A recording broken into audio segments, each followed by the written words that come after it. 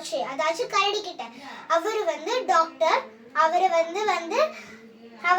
ஒரு டெய்ல் விற்கிறவர். அவர் அணில் எனக்கு இந்த டெய்ல் தான் வேணும்னு கேட்டுச்சா.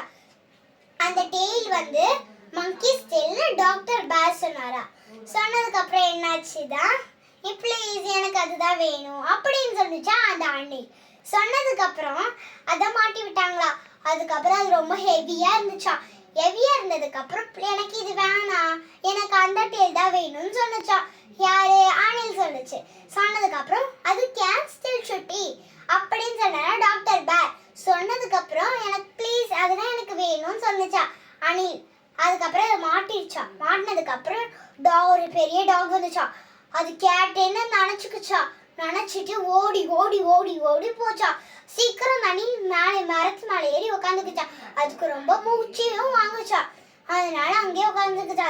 அந்த கேட் கீழே இறங்கலன்னு நினைச்சுக்குச்சா. அதனால போயிடுச்சா அந்த எங்கேயோ டாக்.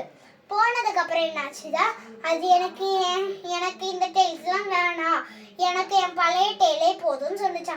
இந்த கதையிலேருந்து நம்ம என்ன தெரிஞ்சுக்கிட்டோம்னா, நம்மளோட டெய்ல் தான் என்னைக்குமே ஓகேவா, நாம தான்.